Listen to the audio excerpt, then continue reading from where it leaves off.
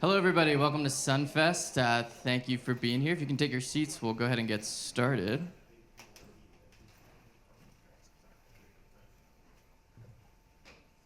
I am Jesse Paul, a political reporter here at the Colorado Sun. And thank you for attending SunFest. Thank you for coming to this panel in particular. And thank you to the University of Denver for generously hosting us. They're great partners for us. I think maybe some of you have been to some of our events that we've had in this very room. We're so appreciative of their support. So while the program might suggest that we're going to be talking about multiple ballot measures today, we're actually only going to be talking about one, which is Proposition 131. And that is the one that a lot of folks are talking about. It's the one I'm probably spending the most time thinking about of the 14 statewide ballot measures on the November ballot this year. And so a brief explanation of what it is for those of you who might not know.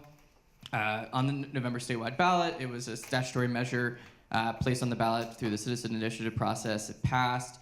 It would change most of the state's primary processes, so candidates from all parties are running against each other. So think every Democrat, Republican, and third-party candidate vying for an office on the same ballot, and then the top 4 vote-getters advance to a ranked choice voting general election. It doesn't affect all races in Colorado, but a lot of them, and we'll probably talk a little bit about that today as well. So, I'll show you real fast in case you don't know what ranked choice voting is. Thank you to Amber for showing us. If I can get this to work. Maybe I can't. We'll get it to work at some point. But so ranked choice voting, essentially, what it would look like and what the ballot sample ballot would look like is, you have 4 candidates and you get to choose them in order of 1, 2, 3, 4. It'll say, don't choose 2 rankings for one candidate. It doesn't. I don't know if it will explain the process on there, but we'll talk about it more. So I'd like to introduce our panelists just as we get going. So to my left, Mr. Kent Thiry, former CEO of the Denver-based dialysis giant DaVita. He's a big donor to Let Colorado Vote, the issue committee that's supporting this measure. He's also co-chair of the board overseeing Unite America, an election reform nonprofit that's been involved in this process and this election reform and similar ones across the country. Amber McReynolds, an elections expert and consultant who is a member of the U.S. Postal Service Board of Governors. She's the former director of the Denver Elections Division. Then we've got Shad Murib. You guys all sat in the almost perfect order that I wrote this out, so thank you. Shad Murib, chairman of the Colorado Democratic Party. Martha Thiry, a Colorado elections attorney who works for the Colorado Democratic Party and Democratic Candidates and Causes. Then we have McReynolds, who leads the Colorado Clerks Association. He's a Republican who was formerly the clerk in Arapahoe County. And then last but not least, Molly Fitzpatrick, the elected clerk in Boulder County. She's a Democrat. A few disclosures at the top, just because we like to be transparent here at the Colorado Sun. The Thiry O'Leary Foundation, which is run by Mr. Thiry and his wife, Denise, has been a financial supporter of the Colorado Sun in the past, but donors have no influence over editorial decisions, and they certainly have no influence over this panel today. I'll also mention that Amber McReynolds is a consultant for Colorado Voters First, the issue committee backing this measure, and then Martha Thiry has also worked for Voters Rights Colorado at some point, right? Or was it a different name at some before it was what it is? Okay, it is a reference. Yeah. The coalition of groups that's opposing the measure. Right. Okay. Well, thank you, panelists. We'll jump into discussion. We have microphones, I guess, for each pair. If you could flip the thing up. I think you guys, yeah. So, Mr. Thiry, I think I want to start up with a question for you to kind of shape this conversation. A lot of people, it's a question that's on a lot of people's minds. So some folks will say that the only reason you're backing this is because you want to run for governor someday, you want to run for some elected office, and I wonder if you can just maybe put on the record, do you plan to run for governor or any other elected office, and does Proposition 131 have anything to do with those ambitions? It's an easy one. Yeah. It's an easy one. Okay, let's turn this on. And if you guys see, there's like a little button there if you switch it up. There you go. Hello. Okay. It's an easy one because the answer is just no. I'm not going to run for governor. I do not want to run for governor. I have no plan for running for office. I plan on spending this chapter of my life working on 3 things: democracy, like this, the environment, and equitable education for low-income kids. That's my plan in the coming years. And when we ran the initiatives in 2016, people said I was going to use it as a platform to run for governor. Didn't. 2018, with running the gerrymandering reform, people said you're going to run for governor, didn't. 2020, and dealing with Gallagher, people said I was doing it for that. So at some point, I think the credibility might sink in. All right. And we're going to jump around here. So this isn't so much of a debate as a discussion, but if somebody has like a retort, raise your hand, and I'm happy to give you some time. So, Shad, I want to turn to you. You've talked about your opposition to this measure in terms of ideological stagnation. You and I had a good conversation about that. But I guess isn't part of this trying to prevent people who have limited support from being elected to office? And I wonder how you can kind of respond to what the proponents say on that front.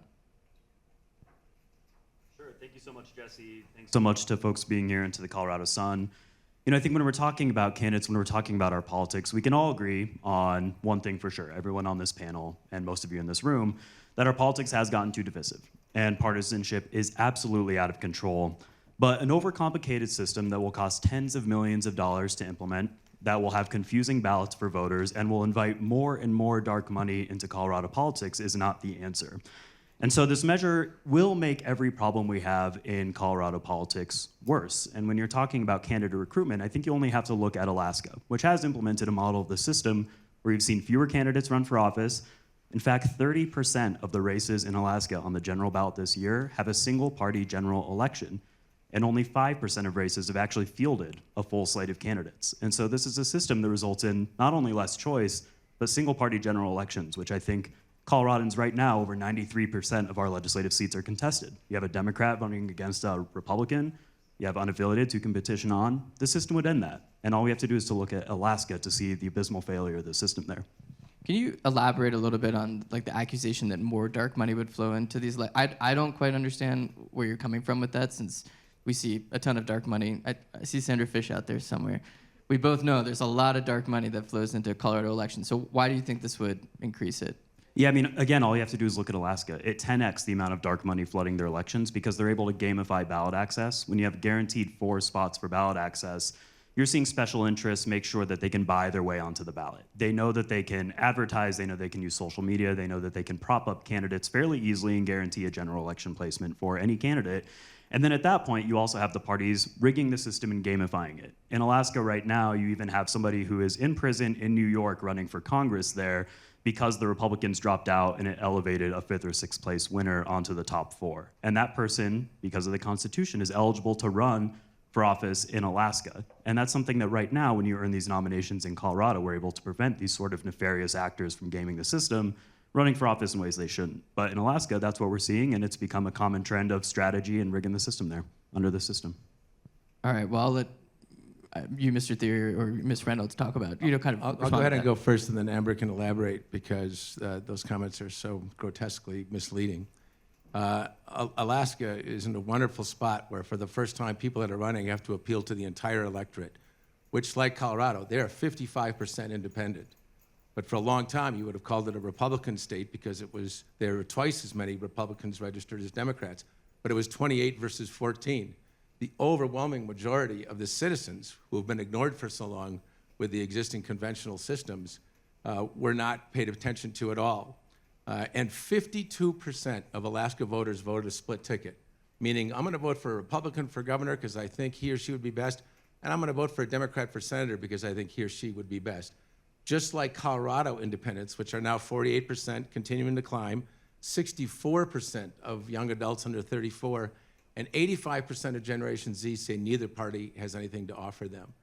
And so Alaska, with 52% of people getting to vote when they want to for person over party, even if 80% of the time they vote Democratic, there's 20% of the time where they want the right and deserve the right to vote separately. And part of what's happened in Alaska, not only some wonderful increased diversity in terms of who's running, but also that state legislature, which was totally gridlocked, they've actually formed a bipartisan majority governing caucus. And they told the fringe right and the fringe left, you're not even invited, because now with this new system, the way to get reelected is to get stuff done. Stuff like affordable housing, stuff like working on immigration, things like working on public safety. And so they formed they could have called it a new party, and a bipartisan majority governing group to help get things done for their state. They finished a budget on time for the first time in years, et cetera. So Alaska is a great example for this cause, including the fact that something like 86% of the voters said totally understandable and straightforward. Amber.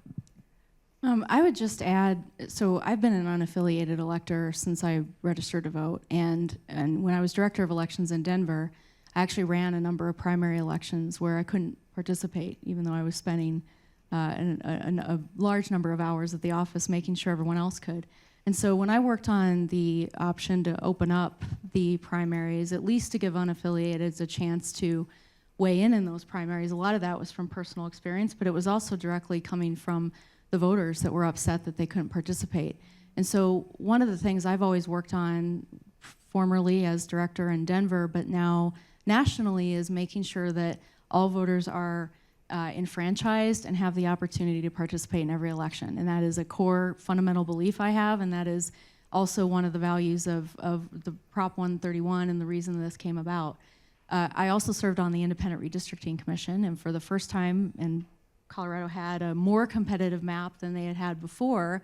However, the fact of the matter is we have 1 of 8 congressional seats that are actually competitive, and that is mainly because people have they've moved around the state and they live close to where some of their values are. They've kind of clustered themselves. And then the state legislative districts they're not as competitive as you would think. And part of the reason for that is that people live in communities and in constituencies where they've chosen to be. It's actually hard to draw super competitive maps just because of that way people have sort of self-selected around the state. And so when you look at the primary turnout, and I was, by the way, part of designing the awesome voter access system that we have in Colorado. It's put us second in the nation in terms of voter turnout in the general. But if you look at the primary, the 2024 primary just had 26% turnout. And most of the seats for the state legislative body, but also Congress, given that they are not competitive later on, the election is in fact the primary.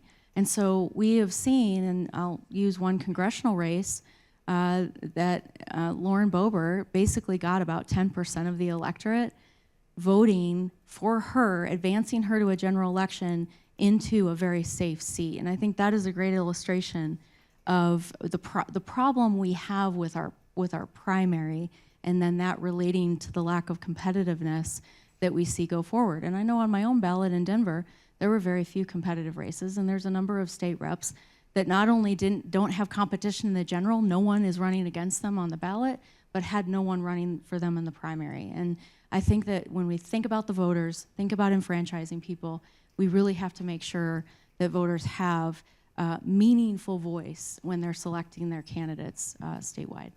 And so just some important context too. So for folks who don't know, the fact that unaffiliated voters are allowed to vote in Colorado, and also the redistricting process is owed in large part to Mr. Thiry, who spent a lot of money to make those happen. Shad, I'll turn to you because you're waving to me, and then I want to get to our current elections experts. I guess you're also an elections expert in a moment. The folks who are actually going to have to implement this, but go ahead, Shad. No, thank you for that. I think the facts unfortunately get in the way of that narrative. In Alaska, again, 30% of the seats there are only contested by a single primary in this general election, by a single party. Thank you, Martha. So a single party in 30% of seats in Alaska is guaranteed to get power. And so I would appreciate Kent proving the point that yes, you are getting less ideological diversity, which means different coalitions get built. But that is not a means to an end for a more productive and engaged electorate. Also, the amendments that we passed a couple of years ago that were meant to end partisan gerrymandering are a good thing. Unfortunately, those also failed. They've created safer incumbents across the state. With the exception of CD8, almost every single district became safer for a Republican or safer for a Democrat. So why would we pass this initiative to clean up that mess? I'll pass it to Martha. It should be on, yeah. It's on. I think I'll just let Jesse ask the All right.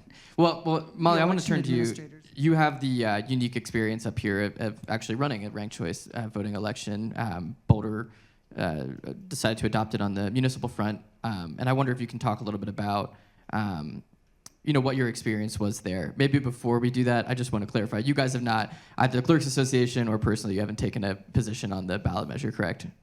Okay. Here we go. I Okay. really need that point to be clear. Good morning, everyone. I'm Molly Fitzpatrick. I am the Boulder County Clerk and Recorder, and I am also president of the Colorado County Clerks Association. And apologies to you guys, I don't come to this conversation through the lens of the politics side of it. I come from the really exciting administrative side of it. And I think about this question not only from Boulder County's perspective, but also as the association president, the perspective of all of our counties across the state. So as Jesse mentioned, in 2020, we knew that we were going to likely be implementing, well, in 2020, we did know that we would be implementing ranked choice voting for the first time for the city of Boulder residents. And so all in all, we had approximately 3 years to plan for ranked choice voting. And to be really clear, my county, we have roughly 14 full-time staff. We have a robust IT department. We have a contract with a technology company in the city of Boulder that's been a long-standing relationship. And that is all really important context because nothing was developed and there's still a lot of questions out there about ranked choice voting. Very early on, we hired a project manager who was fully looking at this question of how do we implement, because ranked choice voting does touch every single thing that an elections office does. It touches voter education, candidate education, media education, how voters mark their ballot, how to adjudicate voter error, election night results, risk limiting audit. It touches tabulation questions, recount preparation, what do you do in a recount, how do you release results? There are a lot of unanswered questions, and so we were in the fortunate and unfortunate position of Boulder County calling all the shots when it came to those important policy questions and considerations. So, we were in a position, again, where I consider myself one of the best resource counties in the state, so we had support and resources that thought through these policy questions.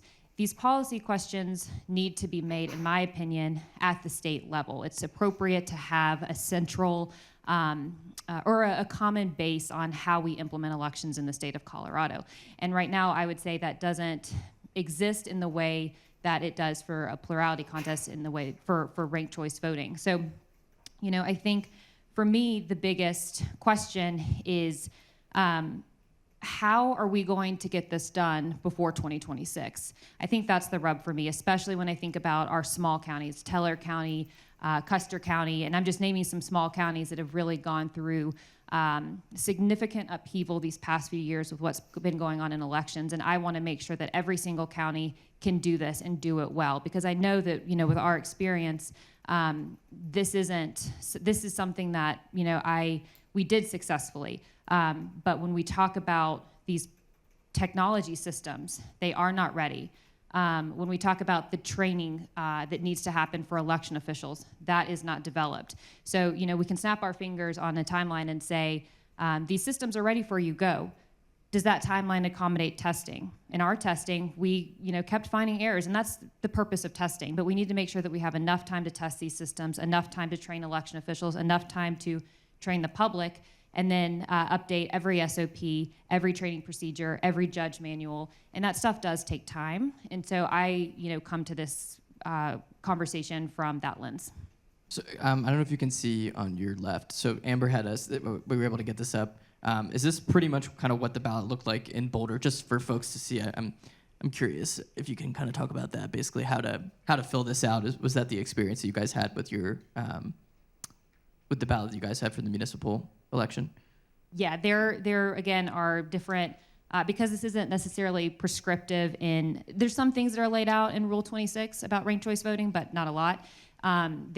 So yes, we had voter instructions at the top of our ballot with a ranked choice voting contest below it. Okay. And Eric, I don't know if you can, or whoever the tech guy, if you can switch back over to the slide, that'd be great. Whoever can come up here. For whatever reason, my fingers won't work on that. So I want to drill down on a couple things you said. First of all, yes, the ballot measure says 2026, but given what happened at the end of the legislative session, that's probably not going to happen.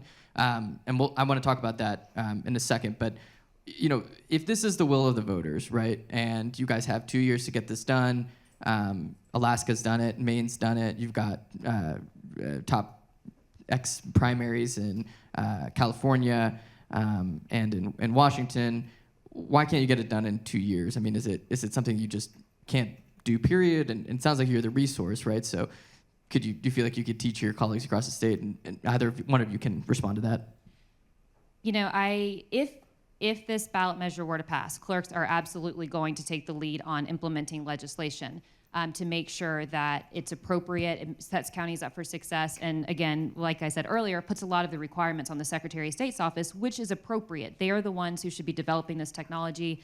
They're the ones who should, create more rulemaking, training for election officials, voter education, which I think the voter education plan would need to be even more robust than the 2018 plan to educate voters about, you're unaffiliated, choose either one, because we are still seeing a lot of spoilage on those ballots. So I think that the campaign would need to be even more robust. There are over a dozen new terms, I would say, that voters will need to know in order to understand tabulation. And I think we have a very engaged set of voters in our state of Colorado, and they need to know kind of under the hood, what does the math look like? Everything from round, inactive ballot, duplicate ranking, skipped ranking, threshold, non-transferable total, batch elimination. Like, these are all important words and vocabulary that the public would need to know about. I don't think that a county clerk who has maybe a half-time staff or a full-time staff should take that work on. That needs to be the secretary's responsibility. And what I would say is ask them what their timeline is and what they could get done, and who's paying for it. I think there's a lot of unanswered questions out there, and I don't, would I absolutely lend my expertise as the only county to do this in a modern voting system in Colorado? 100%. I'm just volunteering you Yeah. for that role. And I am respectfully declining to run the statewide campaign on this. I don't know. Secretary of State, you could run in 2026. Okay, so coming back this way, Mr. Crane, I do want to, I want to talk about what happened at the end of the legislative session, because that's important for this conversation. For those who don't know, there was an amendment added to a broader elections bill kind of at the tail end of the session. The amendment was passed in about a minute, and what it said was that the changes in Proposition 131, should it pass, would not go into effect unless a dozen municipalities of certain demographics, certain population size, would run municipal ranked choice voting elections. The governor almost vetoed the bill because he was so upset about what was in it. I know there was a lot of outcry on it, but the governor signed it with the understanding that said, okay, let's come back to the table and try and get this done, we think, by 2028. I'll also mention the governor has now endorsed Proposition 131. Mr. Thiry told me that actually Mayor Mike Johnson, Denver Mayor Mike Johnson, endorsed it today too. So I guess my question for you, Mr. Crane, is 2028 reasonable? Are the clerks on board with making that happen, given kind of what the governor has promised? Obviously, he's telling the legislature what to do. The legislature can do whatever it wants, but is that feasible in your mind? Okay. This is on. Okay, good. Matt Crane, just to come back to it, Matt Crane, Executive Director of the Colorado County Clerks Association, former Arapahoe County Clerk, Colorado election expert. Been doing this for about almost 25 years now. I think what you heard Molly say is, if the systems are in place, we can run a successful election.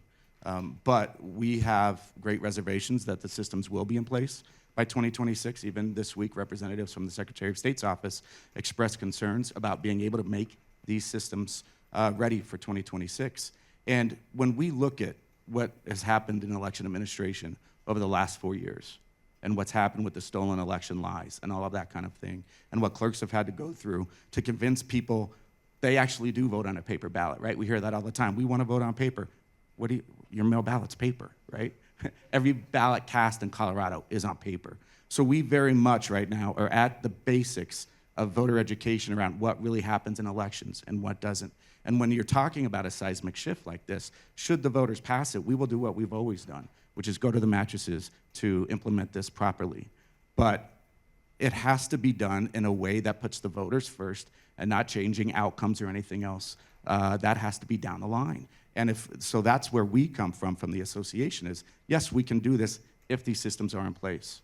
But our concerns were, our concerns were kind of being pushed to the side during conversations about this. And so when you talk about the amendment and why we supported the amendment, because we needed to make sure that Colorado voters heard from the experts who are running Colorado elections now that there are concerns. We can do this. We will do this if the voters charge us with it. But people need to be aware of the challenges of implementing this too soon. And right now, with voter confidence the way it is, where people, a large part of our population doesn't trust election outcomes now, if there's a mistake with this, it will dramatically undercut voter confidence going forward. So yes, we can, but we need to do it the right way. But I guess 2026, that's what the measure says, but it's not going to happen based on the amendment, right? So is 2028.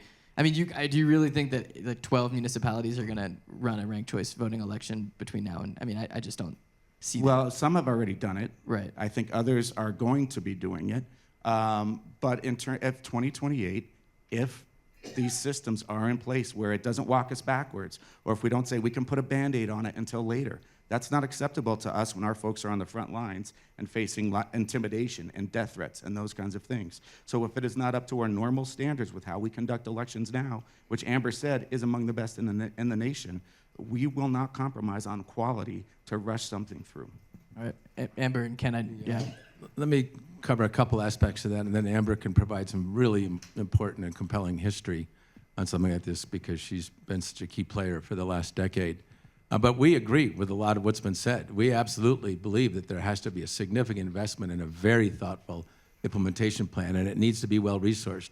We're in conversations with the governor and his team right now, working out how many millions of dollars to put into the proposed budget in order to provide the clerks and others with the resources they need. And that'll be a very active part of the implementation planning bill that has to happen after the general election. So we agree there needs to be a very thoughtful, comprehensive investment with respect to resources for technology, resources on voter education, et cetera. And we plan on meeting and offering to meet with every single clerk in the state in order to find out exactly what their needs are and the right way to address those needs. So we agree with the importance and the significance of that investment, and we are going to work super hard to make that happen. And Amber can provide some additional commentary from a historical perspective as to how doable that is. But I'll just say that there are already 64 places across the country that do ranked voting. And there's an ecosystem of nonprofit entities that will provide free support in terms of technology, in terms of voter education material, in terms of marketing material, et cetera. All of those national partners of ours are ready to help. And we can benefit from that immensely, both from an insight and experience, avoiding mistakes, et cetera. So we totally agree there needs to be an incredibly thoughtful plan. We have done it before in this state, and we can do it again. And I'll let Amber talk about how this compares to what's been done in the past. Well, thank you. And just a couple of points. First, I come from the community of election officials, and Colorado does have by far the most dedicated and talented election officials. And the other thing I wanted to add is these conversations around ranked choice and these methods have actually been going on with the county clerks for a while in terms of implementing at the local level, but also conversations around it. In fact, Matt and I have been friends for about 20 years, and we've had a number of conversations about this measure, but also about implementing ranked choice voting in presidential primaries. That the legislation has occurred over the last few years. And this measure actually was modified many times based on some of that feedback that was heard, not only in the presidential process, but then when the ballot measures first were filed with other requirements in them. And so there's been significant conversation, modifications, all of that as this has transpired, which I think is really important. The second thing, I actually was at the County Clerks Conference 2 years ago when the municipality ranked choice voting was coming up and spoke and shared a lot of the national resources that Molly mentioned that were used to implement in Boulder. In fact, I engaged with Molly's project manager when Boulder was looking at this and sent all the national resources and best practices and all the things that could help Boulder. So the cool thing about the election official community is exactly that collaboration and sharing of best practices and resources. And I'll be the first one to say that implementation is the most important part of any change that we make to our election systems. And when we did the 2013 legislation, some of the opponents actually suggested, well, why don't we just pilot vote by mail and vote centers and all these changes you're making in certain counties? And I was a staunch advocate against that, mainly because now we're just going to create more confusion for voters statewide in a statewide news cycle, information they're hearing. When you say, let's do one thing in one county and have another county doing a different process, that actually in and of itself creates more confusion. We see that happen and play out all around the country in various systems. So what we've proposed here is actually by design to make sure there is consistency statewide, and sort of piecemealing it out will create implementation challenges like what Molly had to experience in Boulder when the state was not invested in helping her do this because she was on her own doing it. And so, as in my experience, and especially when we implemented vote by mail and vote centers and all these things, it is far better to do it as a state, bring in collaboration, make sure that the Secretary of State's office is held to account for their role and making sure that gets done. And certainly, I'll be the first one to say that implementation is the most important success measure in this being a successful implementation. And so we have to dedicate the resources. And like you said, Jesse, there are many nationwide, given how this reform has expanded in various places. Okay, I want to ask one follow-up, then we'll go to Matt, then we'll go to the Martha and Shad. So my first question just is, my legislative ears perked up when I heard you talk about spending, right? Where do you find like millions of dollars in the state budget to send to, county clerks, right? Matt knows about unfunded mandates. My colleague Brian Eason's back there. He's the budget nerd among us. Like the governor can ask for things, but do you have a sense of what it would cost and what gets cut, I guess, in the budget to make that happen? Thank you. The normal legislative process. Of course, there's tough trade-offs for any community to make or any family to make, and in the context of the overall budget of the state and the importance of elections to a democracy, this is pennies per person per vote, and so it's not $1 billion at all. But that's something for us and the legislature and the governor to sort out with a detailed plan, which is what we're already working on. We're literally spending hours and hours per week listening to people, asking questions here in Colorado and elsewhere to figure out what is the most economically efficient way of getting a very important thing done for the lifeblood of our country, which is our democracy. And so we don't have a perfect answer today, but we're going to be spending thousands of hours with experts in the state and outside to figure that out going forward. And the governor's team, they're right now making some of those tough trade-offs about how to fund X million dollars so that the clerks are well supported in doing this. Matt, did you want to jump in? Yeah, well, I just wanted to come back. I agree with Amber. While we were on different sides in 2013, she's right. With the people who said we should do a pilot, were foolish. They were, quite frankly, stupid. And there's a reason for that. It's because Colorado had a long history with vote by mail before we got to 2013. So it's not like 2013 was the first time people in Colorado got a mail ballot. Colorado went to no excuse absentee voting in the late 90s. We went to permanent mail-in voting around 2005. We went to all mail ballot primaries in 2008-ish. So by the time 2013 came around, we had 15 years to learn and grow in a mail ballot environment and culture. We weren't starting from scratch.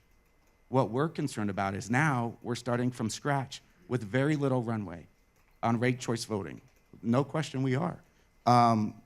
And so when we talk about should it be tried before, like mail ballot was, should it be tried before it gets to a place? I mean, that would be our preference.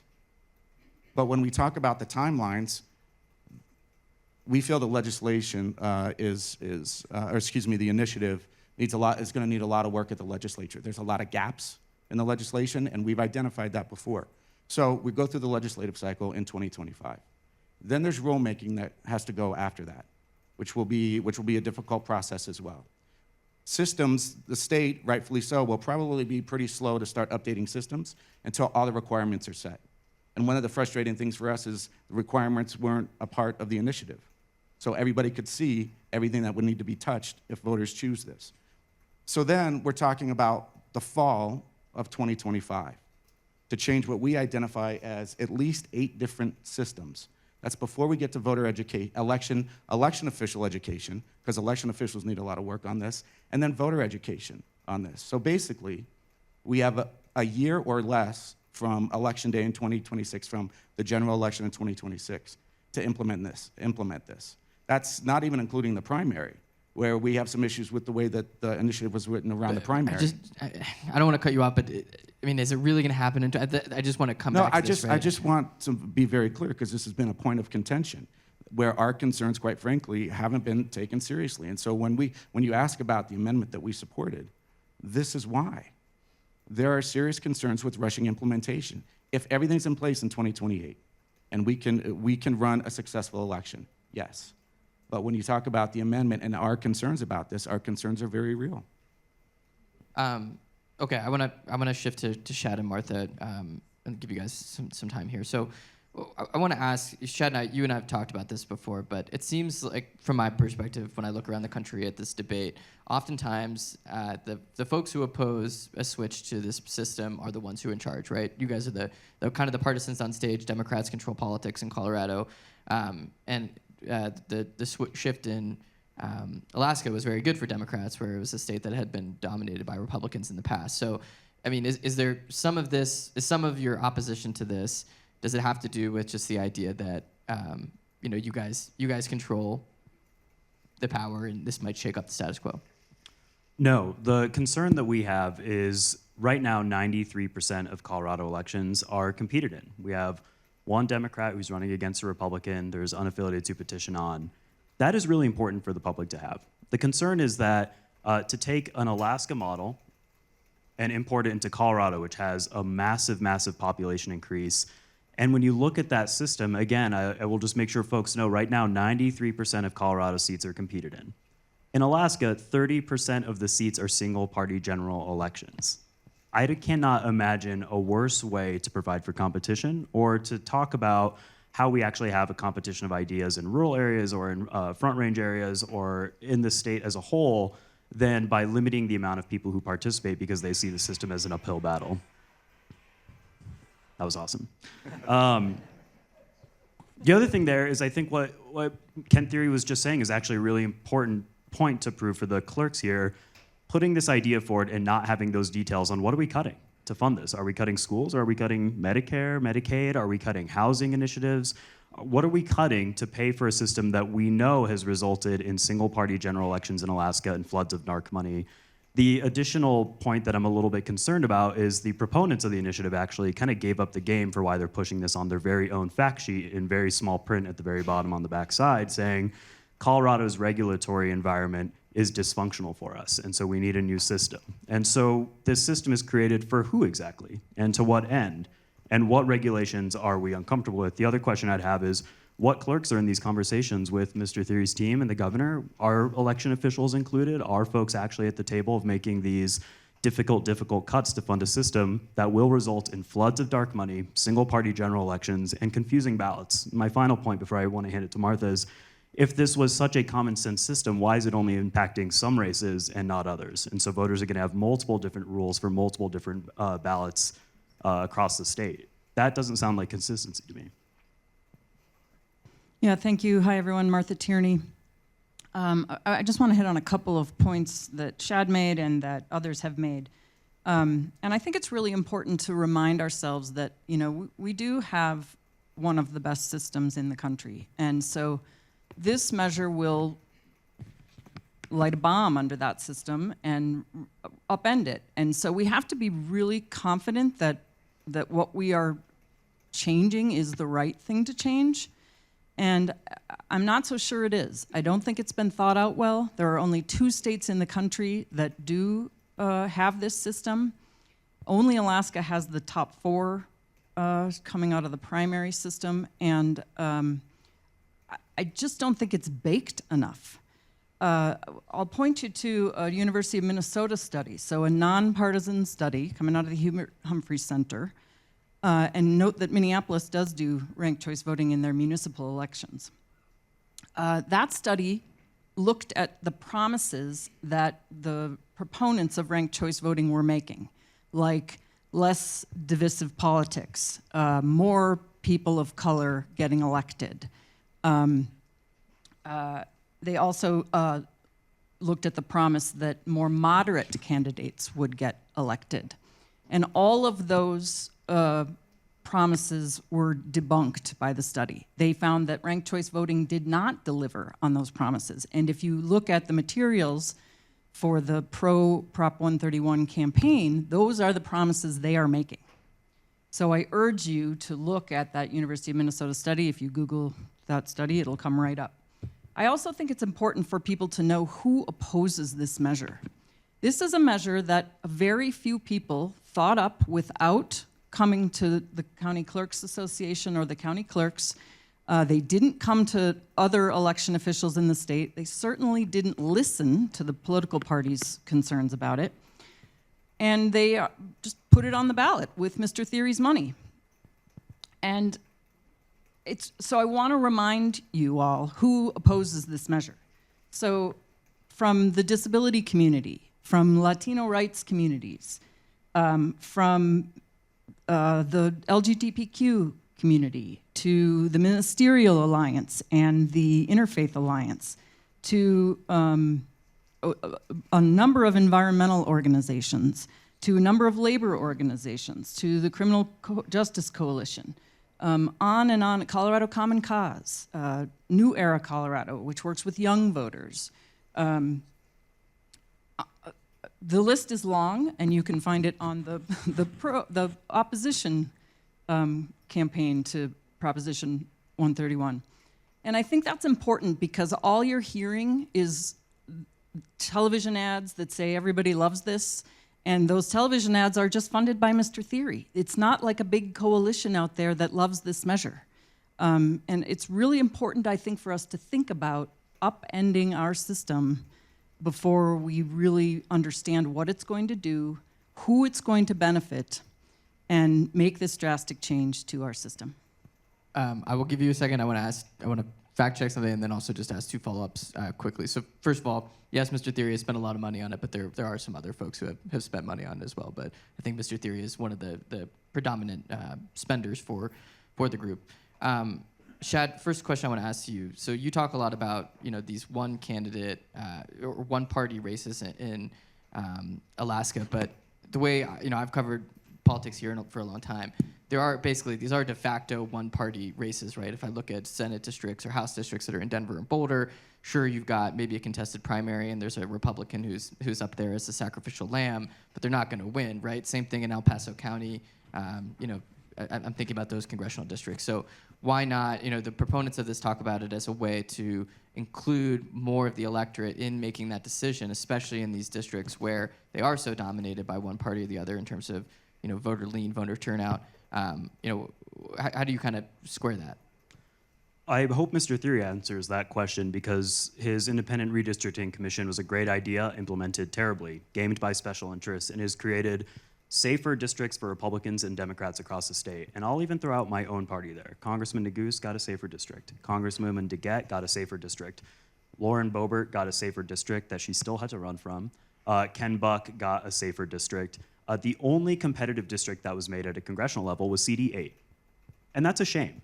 That redistricting commission was an absolute failure in creating competitive districts. And so this initiative is being proposed as a way to reduce extremism in politics. Why are we cleaning up that mess with something that's already broken? Why aren't we spending time on fixing that? And the argument that only a certain percentage of voters are making an impact in this election discards the other voters who are making actual real choices in their elections. If they want to elect a Republican, they should. Those communities, if they need Republican values and Republican leadership to have their voice heard in the state capitol or a county commission or for president or for wherever, they should. The same should be eligible for Democrats. To create a system based on a misnomer that only a small number of voters are choosing the outcome of an election is a little bit silly because it discards everyone in this room who might already have a strong value set. You've already aligned yourself with a candidate or a party or whatever to be able to make that decision. So that argument is, in my opinion, a misnomer because it's telling you that your vote doesn't count, and that's not fair. I will say, you guys did win in some Republican districts after the redistricting process, right? I'm thinking of Bob Marshall, and it worked out pretty well for Democrats. Sure, and I mean, I disagree with Bob Marshall on plenty of things. The Democratic Party is a big tent. We're excited to be running community leaders who represent Republicans, unaffiliated, and Democrats. Our concern is not necessarily political power for a political party. Our concern is making sure that we have representatives that actually represent their communities. If that happens to have a D after the name, they deserve someone like Bob Marshall, who is an advocate for justice, for press freedom, for making sure that he's putting his party in a place of accountability on items that are important to a more conservative community. When he's running against folks who are election deniers, who are, breeding grounds for all sorts of calamity, then of course a Democrat might prevail in that system. But the same could be true of a Republican in a Democratic district. And that's what this system that we currently exist in, which is the gold standard of elections, allows. Again, this system that is being proposed has not been thought out. Clearly the details are being sorted out. We don't even know what we're cutting yet to implement it. It's also going to result in single-party general elections across the state, and that to me just isn't choice. All right, I want to give you guys plenty of time to respond to all of that. So go for it. Yeah. We'll go ahead and start. And again, I just appreciate you being willing to invest all this time. First, on the money front, I'm contributing a fraction of what is being spent. And I think it's really important for America that people that have been financially fortunate spend money for the good of society. But beyond that, the Minnesota study, I want you to take very careful note of this.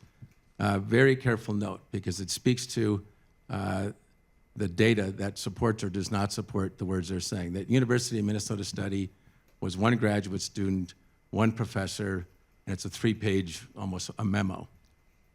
So that's what it is. Now, go to their website and check that out. Go to our website and see all the different references. And let me just talk about a couple. The MIT Election and Science Lab, which is generally regarded as the best, most authoritative place, coming out and saying there's an extensive body of literature supporting the notion that instant runoff voting increases representation for marginalized groups and racial groups, et cetera. You can go to our website and see reference after reference with respect to the ability to implement, how much voters like it, and what it does in terms of competitive and diverse elections. So just go out and check out each website. In addition, this thing about Alaska, let's look at what we have here right now. What are the numerical facts about, because once you hear them, you're going to be uncomfortable and a little embarrassed. It is literally 85% of districts that are party safe, one way or the other. And the gerrymandering reform, it would be lower otherwise, but there is still work to do there, and we hope to continue that journey. But the reality is 85% are either dominantly or dominantly are. Right away, that means in the current system, that let's say that means the minority party is usually 38% or something, or 40, and the dominant party is 60. You're taking 38% of the voters of Colorado and telling them for the next 20 years, it is unlikely they will ever cast a single meaningful vote for a legislative position at the federal or state level. That's not a healthy democracy. If someone came to us 200 years ago and said, here's a democracy idea, oh, by the way, 40% of the people are permanently disenfranchised from casting a meaningful vote, we'd go, I think we can do better than that. But then you go, okay, so the primary is the general 85% of the time. Hopefully the dominant party primaries are super competitive. No, 70% of the time, there's literally one person on the ballot between 65 and 70, somewhere in that neighborhood. And so if you do the math, maybe there's 150 people in this room, 13% of you got to cast a meaningful vote where the outcome was somewhat in question last year. The other 87% of the people in this room casted votes, which is why, of course, only 26% show up for the primaries, because they don't have their voice and they don't have their choice.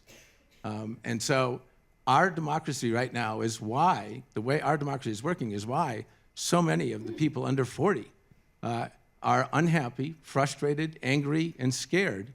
I've got a son 35 and a daughter 33, and they just say, Dad, why are you spending all your time and money on this? Because this thing is really broken.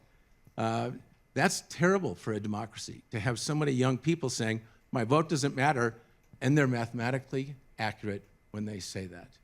I'll turn it over to Amber. Amber, I'm hoping you can talk a little bit about, were you in the legislative or congressional redistricting?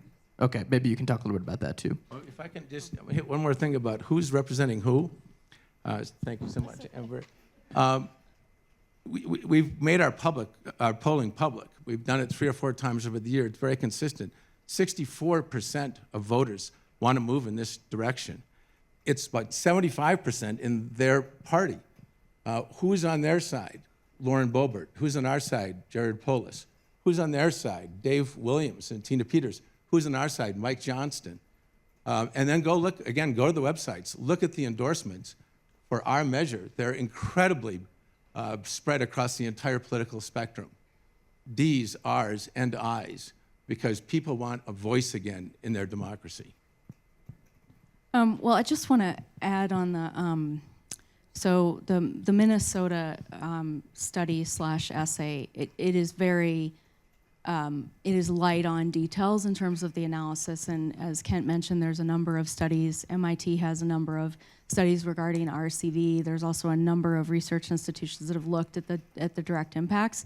But one of the other ways to look at the direct impacts is actually look at the direct data. So in New York City, when they implemented this, they went from a minority women's city council to a 61% women's city council, and majority of those women were women of color that represented the vast majority of diversity in New York City. When you look at where RCV has been implemented in cities and municipalities around the country, women have a far higher representation at the local level.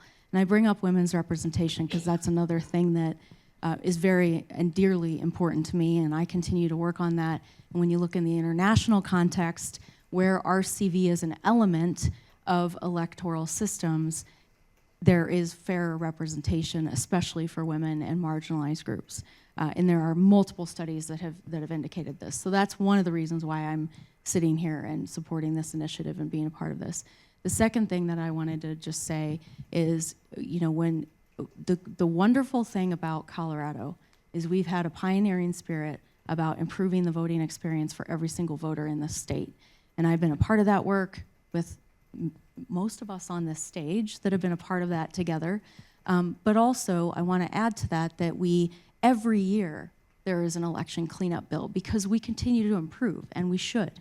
And there are new things right now. In fact, I just talked to a few clerks recently that we're still waiting for guidance from the Secretary of State's office from legislation that was just implemented for guidance for this election. This is a normal part of the process in Colorado, and it should be, to continually to improve the system and the process and make sure every voice is represented in this state. When I look at the primary election and 26% turnout and most voters having no contests on their ballots, one of my ballots, I vote in Denver, the Republican ballot I received as an unaffiliated voter had 0 contests, and there were multiple notes that said there is no one running for this office. On the Democratic side, there were races that had, again, no competition. The election happened in the primary. And so we have to look and not ignore what voters are telling us. And I would also just say, as an election official, when you hear what the voters are telling us through the data, through the lack of turnout, through even undervotes. Undervotes are a great way to determine what voters think of their choices. In fact, in the CD1 race in the recent primary in Denver, there was almost 10% undervotes because there was no choice for that race for voters. And so we saw people selecting the Democratic ballot, undervoting the Congressional District 1 race. Those are all indicators that we've got to do something to make sure people have choice and voice. And the final point I would just make is county clerks are very busy right now. All of them that I've talked to know that I've talked to them. I'm very conscientious of their time. I don't want to take up a lot of their time, but these the conversations have happened. Matt and we often end up late at night on calls talking about all kinds of things and debating all kinds of issues. But there are conversations ongoing. The clerks' voices are the most important in terms of how a successful implementation would look. And those conversations will and have to continue just as they have on any change that happens in Colorado's law right now. I want to ask one question, then I'll toss to you guys, then we'll go down the line. You talk about voters not filling out their ballots. I consider myself a mildly smart person, and I have a lot of trouble explaining what ranked choice voting is to readers. So isn't there a threat here that by doing this, you're going to end up with people who look at the ballot and either fill it out incorrectly or just say, I can't do this? How do you kind of respond to that? Well, where we've seen it implemented and then where we've seen it expanded, so as an example, Governor Walz in Minnesota expanded the ability to use ranked choice voting because of the success of many of the jurisdictions in Minneapolis and others that have used this, and also the expansion that Governor Whitmer just signed in Michigan are good examples of expansions where it has worked and voters feel confident in it. Where we also have seen RCV used, voters have high confidence, fill out the ballot correctly, want to use it again, have high confidence in that. And the numbers, when I say the numbers are high, they're like over 85% in all these places, including some of the results that came out of Boulder. So, and the good thing is there are incredible resources. The Center for Civic Design, which has worked with Colorado on a lot of ballot design and instructional issues, have done extensive field studies on what works best to not only instruct the voters on the ballot, how to design a ballot, which that ballot that you had on screen uses those principles. There are great practices in place to do this. And so the good thing is a lot of those resources exist, and there are partners that can help do this, which wouldn't have existed, 5 to 10 years ago. Do you know what, just off the top of your head, do you know what your spoilage rate was in the Boulder election? I don't have that data with me, but what I can tell you is that we should be thoughtful about ballot design. That decision, that's a policy decision, in my opinion, that the Secretary's office needs to really consider for the state. We were in the driver's seat for every single conversation, and my approach is, you don't want every county approaching it from a different perspective, making their own shots. Otherwise, voters are going to get treated differently, potential confusion. And so I do think that you're right, Jesse, this is harder to explain. We found that properly marking your ballot was a big part of our effort, but the tabulation was where we got the most amount of confusion. And this is why I think it is so important for us to have robust training for election officials. Because I will tell you that, you think you got it, you get asked a question and you're like, shoot, have to go, pull a technical expert. In these small counties, there is no technical, the clerk is doing everything. So it cannot be stated enough how important it is for the Secretary's office to spend some serious time developing training for election officials. There's, again, about over a dozen terms that we introduced to the public. Again, one of the best resource counties, the city of Boulder also spent considerable time, money, and resources educating their voters about tabulation. It was around tabulation for us. That was where we got a lot of the questions. And again, I go back to 2018, the Secretary's office really took the lead on the You Choose campaign. Again, this is much more complicated. And I think, to me, the investment is important because our voters are really educated here. Our voters care about how their elections work. They're really proud. As Martha said, we have the best election system in the country that balances access, that balances security. Our voters understand it. Our voters will want to understand this, and so that is why it is so important that we take that model of the Secretary's office being the one to really push out the messaging around, properly marking your ballot. What is RCV? Here's how you tabulate it. Here's the 14 plus words that you'll want to know. And here's how you explain it to your voters. Again, that is appropriate for the state to take on. A small county cannot do that. Their voters will be confused because they do not have the resources, capacity to do that. And it is going to cost a lot more I would plan, if I were in that office, to spend way more money on this than in 2018. And again, my question is, who's paying for that? I want to give you the floor, and then we'll. Yeah. Thank you. I wanted to touch on a few things that have been said. And first, before I forget, one of the groups I didn't list out who does not like this measure is the Colorado Ranked Choice Voting Group. So that's an important data point for you all. They do not like this measure.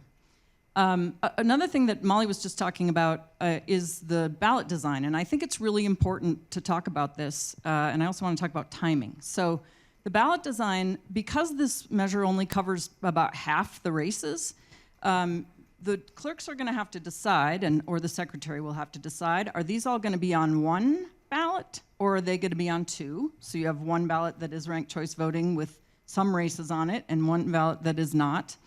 Or is it going to be on the same? So think of a presidential year. You'll have president, not ranked choice voting, so there'll have to be instructions at the top. Then you're going to go into a whole bunch of races that are ranked choice voting, so there'll have to be instructions and those kinds of races. Then you're going to go back to a whole bunch of races that are not ranked choice voting. And one of the things that I think we can expect is when you go back to those races that aren't ranked choice voting, people are going to overvote because they're not going to realize that now they're in a part of the ballot that isn't ranked choice voting. So that's one thing I think we have to be really careful about. The other thing I want to talk about, and Molly touched on this a little bit as well, and that's ballot tabulation and processing and timing. So in both New York City and Alaska, it was weeks until election results were announced. And if you think about the concerns we already have and the big lie language that we are already seeing and the threats to election officials, that waiting weeks until we get results is going to be a big problem. The other way to do it is to announce them as you go as you do your rounds, which is what they did in Boulder. But the problem with that, which may be equally concerning, is that the person who got dropped off in the first time you saw the results is going to be back in the next time you see the results, maybe. And so there's going to be all sorts of questions about whether this is, that there's something funny going on in the tabulation, because the voters aren't going to understand all those terms. They aren't going to understand all the ways that the ranked choice voting ballot is tabulated, and as they see these different results come out and change and change and change, it is going to there's going to be a lot of question about the integrity of the election. So again, I go back to, I just don't think it's quite baked. Can I just ask, so on Alaska, maybe someone knows the answer to this question, but I'm thinking in Colorado, for instance, like we didn't know in Lauren Boebert's race for weeks, just simply because the race was close. And I believe at least the congressional race in Alaska was particularly close, right? Which was why it lasted weeks. Was that because, do you know if it was because ranked choice, or was it because? Well, first of all, Alaska always takes weeks because they have to use dog sleds and helicopters and planes for a lot of the outlying areas. So again, just take note of who's citing facts that are misleading and which facts actually help you understand that. Alaska always takes a long time because of the nature of the distributed population and very places where there's no roads, and you still have to wait for those votes. But Amber, you might be able to cover other aspects. I would like to just, for 1 second, in 2016, when we put in the ballot, try to create the right for independents to vote in one primary or the other, both major parties were against that. And both major parties cited all the implementation risks of doing that well, because now you suddenly had to mail out multiple ballots to some people and they had to choose. These are all the right concerns. They were the right concerns then, they're the right concerns now, and we solved them. We did it, despite it. But it gets interesting that both major parties were against it. Probably half of the people in this room are independent. They didn't want you to have the right to vote in primaries. They didn't want to give you the right to vote for the person you most wanted, not the party. And this is the group that's opposing you today. And what's so ironic about all the things they're saying about ranked choice voting is the Colorado Democratic Party platform from 2006 was the first time they came out and said, we want to do ranked choice voting, instant runoff, whatever the phraseology. 9 times since then, they have reaffirmed that. I mean, I'll give you just one flavor of the Colorado Democratic Party language on this issue where they're trying to scare you. To ensure better representation and more fair elections. Those are their words about ranked choice voting. As recently as 2022, their words, replace plurality voting with methods that allow voters to rank candidates. Okay, so 9 times in a row, that's the position their party took. Then they achieved supermajority status, and they're against it. There we go. We are at time. I'm going to let everybody get one last, we're going to go down the line here. I will say, fun fact, Los Angeles, they fly ballots via helicopter because it's such a spread out city. Shad, go ahead, and if you can keep it brief, then I want to end with a question for the clerks. No one is disputing that ranked choice voting could have a role in some elections. But that's why Martha's point is so interesting, that ranked choice voting for Colorado doesn't support this measure. Because they're looking at this package in totality and see an absolute failure on the horizon for Colorado elections. Now, when we take a look at Lauren Boebert and Dave Williams also being opposed to this, a broken clock is right twice a day. And what this measure is doing is it's shoveling sand with a pitchfork. It is not going to fix our elections. When you take a look at the other folks who are opposing this initiative, you've got people or organizations who represent teachers, democracy rights advocates, young voters, the Interfaith Alliance. When you take a look at who's funding this initiative, yeah, it's true. Kent Thiry, maybe you are just a portion of the funders. The other is the CEO of Netflix. Hasn't put out a good movie in like 20 years. You also have the Waltons. It's been a rough couple of years for the Broncos. I love the Broncos. So when we're taking a look at this record of failure from folks who are forcing a system down on us, they haven't thought through the details, they haven't thought about who's paying for it, they haven't actually thought about how it works. It only impacts some races, and then at the very bottom of their fact sheet it says, we're trying to fix the regulatory environment that's unsafe for businesses. Colorado's a great place to do business. It is one of the best places creating jobs right now. And so what are we actually trying to fix? What is this initiative being funded for? Why are they funding it through those folks? When you take a look at the folks opposing it, you have a really, really diverse group of people who are very concerned about what the outcomes are going to have for people who are not made of Netflix money, not made of Walton money, not made of DaVita money. I'm not sure if you called the governor a broken clock or a working clock. I couldn't figure out. I have many disagreements, Wolves Yeah. being one of them. Yeah. We are a big tent party. We are excited to have that diversity of opinion. That's exactly what we're trying to protect, is diversity of opinion, not a system where only 30%, or I'm sorry, excuse me, where 30% of races have a single party general election, reduces ideological diversity, and make sure that we have a pay-to-play ballot access system. That's not the Colorado way. Okay, so I want to end kind of like a palate cleanser. So we are in an election year, and I want to ask the clerks at the end, and just outside of ranked choice voting, can you just reassure folks in Colorado about the way our system works? Just briefly say, how good you guys feel, a Republican and a Democrat, talking about our systems and how good they are. We are so proud of our election model in Colorado. As I said earlier, we have the best election system in the country that balances access and security, and every single year we gather as an elections community and look at how we can keep making it better. There are new innovative things that Colorado continues to lead on. We will be implementing jail-based voting for the first time this year in the state. We now have protections for election officials. We have campuses, college campuses, that are required to have drop boxes and vote centers. So we are always looking to improve our election model, and we have been planning for 2024 since 2020. So we trust our process, we know our process. We are so proud to share our process with you all. Many clerks' offices across the state open up their doors to the public. Please email your clerk and ask for a tour and share what you've seen with your community, because there is doubt around our elections model right now. We are not immune from that in the state, even though we've been on this great system for years now. So, that's what we really want to showcase this year, is how great our model is. And one thing that we feel is really important is that if you have concerns about our elections, please talk to us. We welcome you in our environment. We want you to come to us because we are the trusted source. We trust our process, and we're proud to showcase it. But yes, there are significant concerns going on across the state. We have county clerks that are under attack and under siege from their Board of County Commissioners and from election deniers. These are folks that are having their lives threatened, their jobs threatened, and they are worn down. Like, there is no way to get around that. We talk to clerks every single day that just seem to be hanging on by a thread, but they're in it because this work matters, and they know that they are the right person for the job, and that's what we have to keep reminding them. And this is especially true and heightened in small rural communities. These clerks have been there for sometimes decades, and it's not right the way that they're getting treated. It's fine to have concerns about your elections, and it's fine to ask those questions. What's not fine is to go after the clerk or their family or their staff.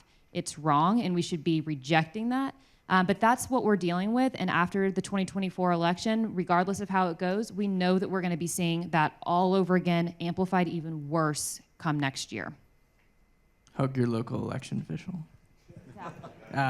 Okay, well, thank you guys so much. I appreciate the vigorous conversation, and the spirit of SunFest is for a better Colorado, and everyone, I feel the love for Colorado up here. So thank you guys so much, and thank you for coming.